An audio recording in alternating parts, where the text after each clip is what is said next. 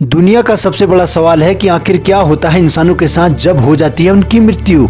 कहाँ जाती है इंसान की आत्मा।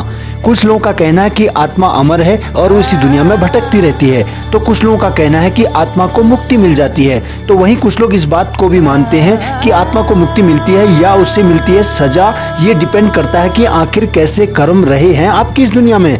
लेकिन दोस्तों, हमारा ग्रंथ क्या कहता है, ये बहुत महत्वपूर्ण है। तो दोस्तों, इस वीडियो को आप एकदम अंत तक देखते रहिएगा, क्योंकि आज की वीडियो बहुत अलग होने वाली है। साथ ही अगर आप हमारे चैनल पर नए हैं तो चैनल को सब्सक्राइब जरूर कर दीजिएगा। दोस्तों, गरुड़ पुराण वैष्णव संप्रदाय से संबंधित है।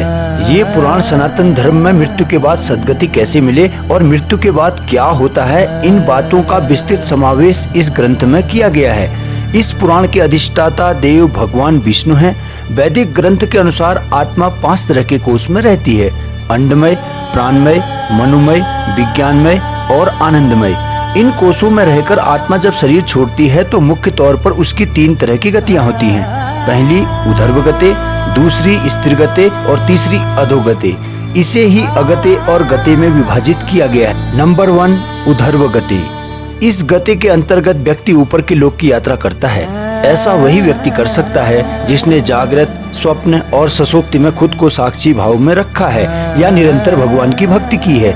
ऐसा व्यक्ति पितृ या देव योनि के सुख भोग कर पुनः धरती पर जन्म लेता है। नंबर 2, स्थिर गति। इस गति का अर्थ है व्यक्ति मरने के बाद ना तो ऊपर के लोक गया ना ही नीचे के लोक में, अर्थात उसे यही तुरंत ही जन्म लेना होगा। ये जन्म उसका मनुष्य योनि का ही होगा। नंबर 3, अधोगति। जिस व्यक्ति ने किसी भी प्रकार का पाप करके या नशा करके अपनी चेतना या होश के स्तर को नीचे गिरा लिया है, वो नीचे के लोक की यात्रा करता है। रेंगने वाले कीड़े मकोड़े और या गहरे जल में रहने वाले जीव जंतु अधोगति का ही परिणाम हैं। दोस्तों, अब जानते हैं पौराणिक मान्यताओं के बारे में। पुराणों के अनुसार जब भी कोई मनुष्य मरता है या आत्मा शरीर को त्याग कर यात्रा प्रारंभ करती है तो इस दौरान उसे 3 प्रकार के मार्ग मिलते हैं। उस आत्मा को किस मार्ग पर चलाया जाएगा ये केवल उसके कर्मों पर निर्भर करता है। ये 3 मार्ग हैं: अर्ची मार्ग, धूम मार्ग और उत्पत्ति विनाश मार्ग। अर्ची मार्ग ब्रह्मलोक और देवलोक की यात्रा के लिए होता है, वहीं धूम मार्ग पितृलोक की यात्रा पर ले जाता है और उत्पत्ति विनाश मार्ग नरक की यात्रा के लिए है। हालांकि सभी मार्ग से गई आत्माओं को कुछ काल भिन्न भिन्न लोक में रहने के बाद पुनः मृत्यु लोक में आना पड़ता है। अधिकतर आत्माओं को यही जन्म लेना और यही मरकर पुनः जन्म लेना होता है। यजुर्वेद में कहा गया है कि शरीर छोड़ने के पश्चात जिन्होंने तप ध्यान किया है वो ब्रह्मलोक चले जाते हैं, अर्थात ब्रह्मलीन हो जाते हैं। कुछ सत्कर्म करने वाले भक्तजन स्वर्ग चले जाते हैं, स्वर्ग अर्थात देव बन जाते हैं। राक्षसी कर्म करने वाले कुछ प्रेत योनि में अनंत काल तक भटकते रहते हैं और कुछ पुनः धरती पर जन्म ले लेते हैं। जन्म लेने वालों में भी ये जरूरी नहीं कि वो मनुष्य योनि में ही जन्म लें, इससे पूर्व ये सभी पितृलोक में रहते हैं, वहीं उनका न्याय होता है। आत्मा 17 दिन तक यात्रा करने के पश्चात 18वें दिन यमपुरी पहुंचती है। गरुड़ पुराण में यमपुरी के इस रास्ते में वैतरणी नदी का उल्लेख मिलता है। वैतरणी नदी विष्ठा और रक्त से भरी हुई है। जिसने गाय को दान किया है वो इस वैतरणी नदी को आसानी से पार कर यमलोक पहुंच जाता है, अन्यथा इस नदी में वो डूबते रहते हैं और यमदूत उन्हें निकालकर धक्का देते रहते हैं।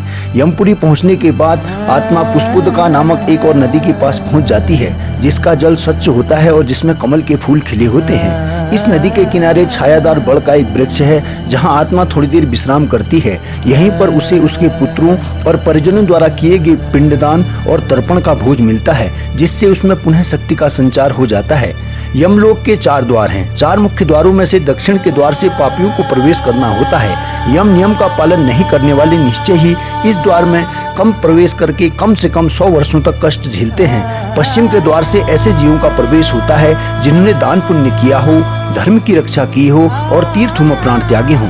उत्तर के द्वार से वही आत्मा प्रवेश करती है जिसने जीवन में माता पिता की खूब सेवा की हो, हमेशा सत्य बोलता रहा हो और हमेशा मन क्रम वचन से अहिंसक हो। पूर्व के द्वार से उस आत्मा का प्रवेश होता है जो योगी, ऋषि, सिद्ध और संबुद्ध है। इसे स्वर्ग का द्वार कहते हैं। इस द्वार में प्रवेश करते ही आत्मा का गंधर्व, देव और अप्सराएं स्वागत करती हैं। माना जाता है कि जब कोई व्यक्ति मरता है तो सबसे पहले वह गहरी नींद की हालत में ऊपर उठने लगता है। जब उसकी आंख खुलती है तो वह स्वयं की स्थिति को समझ नहीं पाता। कुछ जो होशवान होते हैं वो समझ जाते हैं। मरने के 12 दिन के बाद यमलोक के लिए उसकी यात्रा शुरू होती है। वो हवा में स्वतः ही उड़ता जाता है। जहाँ रुकावट होती है वहीं उसे यमदूत नजर आते हैं जो उसे ऊपर की ओर गमन कराते हैं।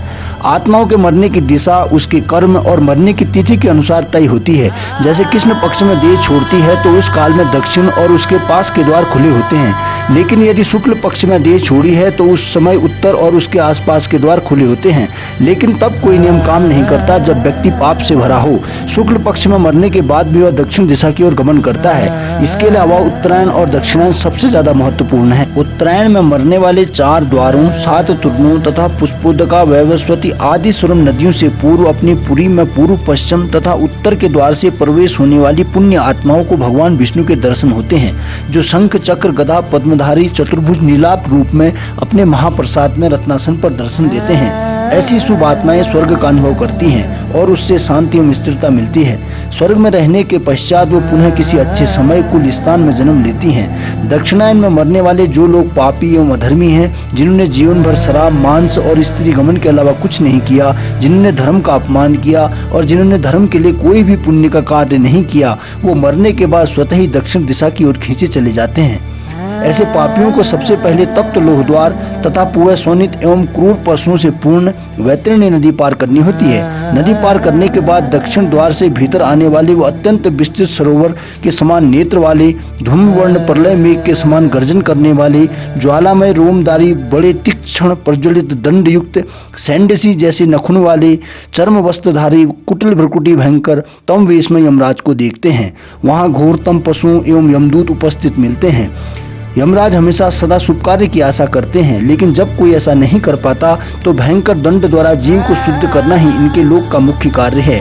ऐसी आत्माओं को यमराज नरक में भेज देते हैं। मरने से कुछ क्षण पहले एप्पल फाउंडर स्टीव जॉब को ओ वाव ओ वाव ओ वाव कहते हुए सुना गया था। ये कहने के कुछ ही सेकंड के बाद उनकी मौत हो गई। उनके आखिरी शब्दों का क्या मतलब था? क्या वो मरते समय बहुत ही खुशी का अनुभव कर रहे थे? क्या वो कैंसर के दर्द से मुक्ति का अनुभव कर रहे थे? या फिर वो कुछ ऐसा देख रहे थे जो हमारी कल्पना से परे हो? क्या वो कहीं ऐसी जगह थी जहां वो जाने वाले थे? मानव का स्वभाव होता है कि वह मौत से डरता है, यहाँ तक कि वो मौत पर बात करने से भी डरता है और मौत के बाद होने वाले घटनाक्रमों से भी, जबकि हम सबको पता है कि मानव इतिहास में अमरता किसी को भी हासिल नहीं हुई है। तो फिर ये डर कैसा, ये भय कैसा? क्या मौत से भागने से हमारी आदत, मौत से सामना न कर पाने की हमारी अक्षमता हमारे बुढ़ापे में हमारी स्थिति को और दयनीय नहीं बनाती है? क्या ऐसे में पुनर्जन्म की अवधारणा एक और उम्मीद नहीं बांधती है? एक थ्योरी तो यह भी कहती है कि मौत के बाद मृत शरीर से आत्मा निकलती है। कोमा स्टेज में पहुंचे कई लोग ऐसे अनुभव के बारे में बताते हैं। एक्सीडेंट के बाद मौत के मुंह से लौट कर आए कुछ लोगों का अनुभव है कि उन्होंने उस समय अपने शरीर को देखा। इससे भी यही लगता है कि आत्मा और शरीर दो अलग अलग चीजें हैं, एक जो क्षय हो जाती है, दूसरी कभी न खत्म हो और नष्ट होने वाली आत्मा। मौत का करीब से साक्षात्कार करने वाले कई अनुभव दिन ब दिन सामने आ रहे हैं। एक स्टडी के मुताबिक यह भी सामने आया है कि हार्ट फेल होने के दौरान एक व्यक्ति कुछ अजीबोगरीब अनुभव करता है। मौत को करीब से देखकर लौट आने वाले एक शख्स ने इसे कुछ इस तरह बताया: अचानक वो मेरे ऊपर आ गया और मैं उसमें समा गया। मैं उस प्रकाश में था और मैं एक बहुत ही सुंदर जगह पर था। ये मानवीय नहीं था, लेकिन इसे मानवीय ढंग से समझा पाना मुश्किल है, लेकिन वो जो कुछ भी था बहुत खूबसूरत था। ये सपने से अलग था जिसमें सब कुछ बिल्कुल साफ था। यहाँ पर आईसीयू में भर्ती एक महिला की कहानी है। उस महिला ने बताया कि अचानक मुझे ऐसा लगा कि मेरा पूरा शरीर किसी प्रकाश की तरफ खींचा चला जा रहा है। मैंने खुद को एक सुरंग में पाया और मुझे पता था कि मैं मर चुकी हूँ। मशीनों की आवाज और दवाइयों की महक से दूर वहाँ बिल्कुल शांति थी। भयंकर दर्द की जगह बहुत हल्का और राहत महसूस कर रही थी। मुझे पूरा एहसास था कि क्या हो रहा है, फिर भी मुझे डर बिल्कुल नहीं लग रहा था। उस सुरंग के अंत में एक गेट नजर आ रहा था। इसके बाद आईसीयू में मैं जाग चुकी थी और मुझे नहीं याद कि उसके बाद क्या हुआ। वैज्ञानिक इसकी व्याख्या अपनी भाषा में करते हैं। उनका कहना है कि ऐसे अनुभव तब होते हैं जब क्वांटम पदार्थ नर्वस सिस्टम को छोड़ चुके होते हैं। यूनिवर्सिटी ऑफ एरिज़ोना के डॉक्टर स्टुअर्ट हैम्ब्रोज का कहना है कि हमारी आत्मा का सार हमारी मस्तिष्क की कोशिकाओं के माइक्रोट्यूबुलस में होता है। जब हार्ट काम करना बंद कर देता है तो ये यूनिवर्स में वितरित होना शुरू हो जाती है और अगर व्यक्ति जीवित बच जाए तो फिर से लौटने लगता है। कुछ लोगों का कहना है कि मौत के अनुभव एक मनोवैज्ञानिक प्रत्यय हैं। दिमाग में होने वाले रासायनिक परिवर्तनों की वजह से ऐसे अनुभव होते हैं। आईसीयू में मौत को करीब से देखने वाले का दावा करने वाली महिला बताती हैं कि मेरी मौत मेरी जिंदगी का सबसे बड़ा टर्निंग पॉइंट साबित हुई। अभी तक मैं यह सोचकर परेशान रहती थी कि लोग क्या कहेंगे, लेकिन जब मैं मरते मरते बच गई तो मैंने प्रतिज्ञा ली कि अब केवल अच्छे दिन ही मेरी जिंदगी का हिस्सा होंगे। अब मुझे मौत से बिल्कुल भी डर नहीं लगता और अब मैंने जिंदगी से भी डरना छोड़ दिया है। उस दिन से लेकर आज तक मैंने कभी भी पीछे मुड़ के नहीं देखा। कुछ भी हो, आफ्टर लाइफ के इन अनुभवों को सुनकर एक उम्मीद तो बनती है और हम मौत को स्वीकारने में ज्यादा सहज हो पाते हैं। मौत को स्वीकारने पर जिंदगी के एक एक दिन की कीमत अच्छे से समझ पाते हैं। गरुड़ पुराण के अनुसार जिस मनुष्य की मृत्यु होने वाली होती है वो बोलना चाहता है लेकिन बोल नहीं पाता। अंत समय में उसकी सभी इंद्रियां यानी कि बोलने सुनने आदि की शक्ति नष्ट हो जाती है। वो जड़ अवस्था में चला जाता है, यानी हिल डुल भी नहीं पाता। इसके बाद उसके मुंह से झाग निकलने लगता है और लाट टपकने लगती है। दोस्तों, माना जाता है कि उस समय 2 यमदूत आते हैं। उनका चेहरा बहुत भयानक होता है, नाखून उनके शस्त्र होते हैं, उनकी आंखें बड़ी बड़ी होती हैं, उनके हाथ में दंड रहता है। यमराज के दूतों को देखकर प्राणी भयभीत होकर मलमूत्र त्याग करने लग जाता है। उस समय शरीर से अंगुष्ठ मात्र जीव हा हा शब्द करता हुआ निकलता है, जिसे यमदूत पकड़ लेते हैं। यमराज के दूत उस शरीर को पकड़कर उसी समय यमलोक ले जाते हैं, जैसे राजा के सैनिक अपराध करने वाले को पकड़कर ले जाते हैं। उस पापी जीव आत्मा को रास्ते में थकने भर भी यमराज के दूत डराते हैं और उसे नरक में मिलने वाले दुखों के बारे में बार बार बताते हैं। यमदूतों की ऐसी भयानक बातें सुनकर पाप आत्मा जोर जोर से रोने लगती है, किंतु यमदूत उस पर बिल्कुल भी दया नहीं करते। दोस्तों, उम्मीद करता हूँ आपको ये हमारा एपिसोड पसंद आया होगा। धन्यवाद। जय हिंद।